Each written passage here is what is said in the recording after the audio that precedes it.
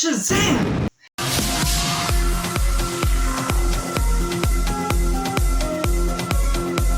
Hey everyone, welcome to Cinema, where we focus on the film, and today we're talking about Shazam 2 Fury of the Gods. Let me know down in the comments below what you thought of this film, or if this video is here to recommend whether you should watch it or not. So overall, Shazam 2 follows the same story that we got in the first Shazam movie, but this time we got new gods, a few sisters that are gathered together that are going to take over, bring it together to staff to bring it and corrupt the world that on Earth. And so overall, with this Shazam movie, the ideas that it goes about it is a similar story structure and a similar sense of striding to the first Shazam movie. So if you enjoyed that movie, I think you might enjoy this one quite so well.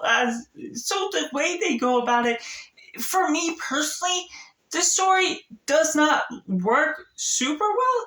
While there is good technical writing, the aspects of the technology that is used to produce this film and the ideas that are brought together do work well, even if some of the story convention with the family having struggles to bond together just does not always meet at ends, because it does feel like a little bit of real life. It feels realistic to the ideas and aspect that you're going for with this type of storytelling, and just the ideas Shazam trying to bond the family together does feel right for his character with his past and all he's going for.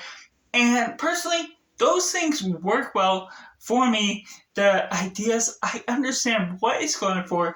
But again, if you haven't heard my thoughts on the past of the original Shazam movie, the way they do the humor with this bond between this switch before Billy as a kid and Billy as an adult as Shazam just does not blend with me and work for the aspect that is in my sense of humor. Because there's certain aspects where, as an adult, you have to really remember that they're a kid still speaking as an adult. And so the way it goes about it is so unconventional and just a weird blend and just not always fitting well for me. So it feels just really odd to really sit through. And just the ideas they go about with that, it feels very good, but it doesn't entertain me all too much. And with the villains involved with these three sisters, I really like the approach they did with these sisters. They don't always fit together quite so well either. And one has an interesting story to go about her as well. And so the reveals and twists that go along with that, with those sisters, it works really well. But ultimately, there's some ideas that feel cliche and very similar to things we've seen in the past. And while that's not inherently a bad thing writing wise, because you're bound to copy what other things are, and so things are going to feel familiar, and so it's written well.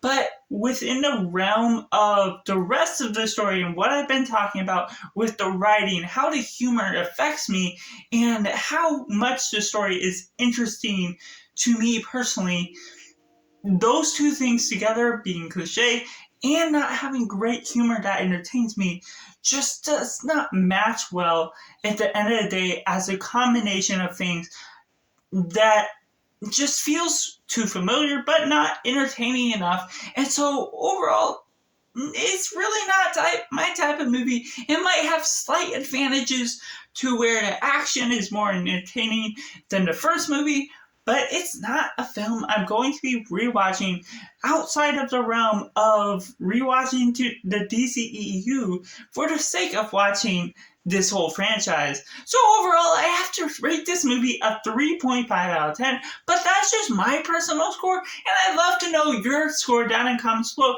so we all share our different tastes. Did you love this more than the first, or did this sequel just not land as well for you either? So that's just all. Make sure to check out these videos on the end screen now.